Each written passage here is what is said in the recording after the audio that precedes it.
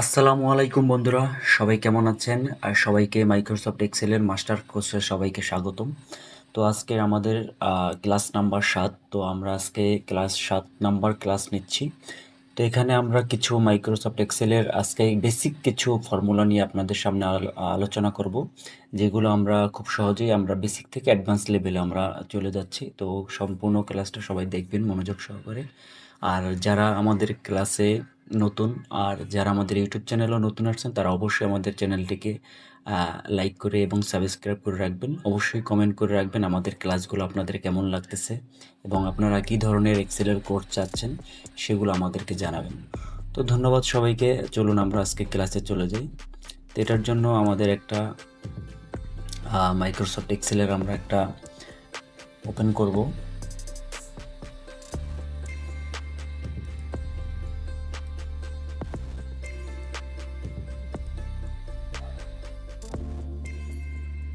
তো এখানে আমাদের মাইক্রোসফট এক্সেলের আমাদের একটা শিট আমরা ওপেন করলাম।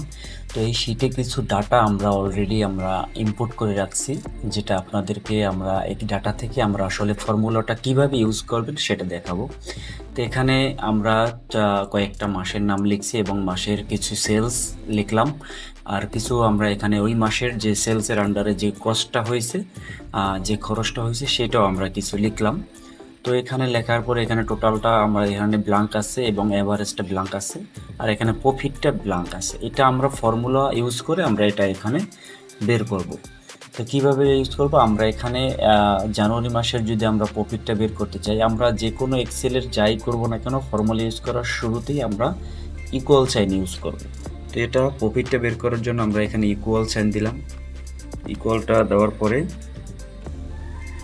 তো এখানে আমাদের যেহেতু আমরা জানুয়ারি মাসের আমরা প্রফিটটা বের করবো, এটার জন্য জানুয়ারি মাসের যে সেলটা সেটা আছে হলো আপনাদের বি সেলের 2 নাম্বার সেলে। তো এটার জন্য আমরা 2 নাম্বার সেলটা জাস্ট ক্লিক করব। এখন এক্সেলের একটা মজার বিষয়, আপনি যে সেলটা সিলেক্ট করতে যাচ্ছেন বা যে সেলটা নিয়ে কাজ করবেন ওই সেলের উপরে জাস্ট ক্লিক করলেই কিন্তু, মাউস দিয়া জাস্ট ক্লিক করলেই কিন্তু ওখানে চলে আসবে। অথবা আপনি লিখতেও পারবেন যে এখানে B2 অথবা আপনি ছোট হাতের বড় হাতের যেটা লেখেন কোনো সমস্যা নাই, জাস্ট লিখলে হবে। তো এটা আমরা লিখলাম। প্রফিট বের করতে হলে অবশ্যই আমাদের সেলস থেকে কস্টিংটা মাইনাস দিতে হবে। তো এখান থেকে আমরা মাইনাস করব। তো মাইনাস করব হলো আপনাদের কষ্ট, যেহেতু সেই মানে 3 নাম্বার সেলে আছে, তো B2 B3 মানে B3-তে আছে, তো এখানে B3 দিলাম। তো মাইনাস করার পরে জাস্ট আমরা এন্টার ক্লিক করি। তো কিবোর্ড থেকে আমরা এন্টার যখন প্রেস করার সাথে সাথে কিন্তু আমাদের এখানে প্রফিটটা বের হয়ে আসছে। তো প্রফিটটা এভাবে আমরা খুব সহজে প্রফিটটা বের করতে পারি। তো এখান থেকে আমাদের দরকার হলো এখন টোটালটা বের করা। তো টোটালটা আমরা বের করার জন্য যেটা করব, এখানে আমাদের সবগুলো ডাটা আমরা এখান থেকে করবো। তো এখানে আমরা শুরুতেই একটা ইকুয়াল সাইন দিলাম। তো ইকুয়াল সাইন দেওয়ার পরে আমরা এখান থেকে প্রতিটা সেল আমরা চাইলে আমরা এখান থেকে যোগ করবো, একটা একটা এখানে জাস্ট যোগ করব। এখন এইভাবে আসলে প্রত্যেকটা ডাটা যোগ করা খুবই কঠিন, যদিও এখানে আমাদের 6-7 মাসের একটা ডাটা আছে। যখন আপনাদের অনেক মাসের ডাটা থাকবে তখন কিন্তু এরকম একটা একটা করে সিলেক্ট করা বা লেখা সম্ভব না। এটার জন্য আমরা আপনাদেরকে একটা খুব শর্টকাট দেখাচ্ছি। তো এগুলো আমরা সব বাদ দিয়ে দিলাম। তো বাদ দিয়ে এখান থেকে আমরা ইকুয়াল সাইনটা রাখবো। ইকুয়াল সাইনটা রাখার পরে তো এখানে আমরা খুব সহজে এখানে 2টা মেথড আমরা অবলম্বন করতে পারি। একটা হলো এখান থেকে জাস্ট যেগুলো আমরা সিলেক্ট করব সেগুলো আমরা সবগুলো একসাথে আমরা সিলেক্ট করলাম। সিলেক্ট করার পরে এখানে আসার পরে আমরা আমাদের ব্র্যাকেট দিয়ে রাখতে হবে। তো এখানে আমরা ব্র্যাকেট দিলাম, জাস্ট এখানে ব্র্যাকেট দেই। ব্র্যাকেট দিয়ে কিবোর্ড থেকে এন্টার প্রেস করব, যদি হয় না আমাদেরটা। এখানে সাম ইউজ করতে হবে, সরি এখানে একটা সাম ইউজ করতে হবে।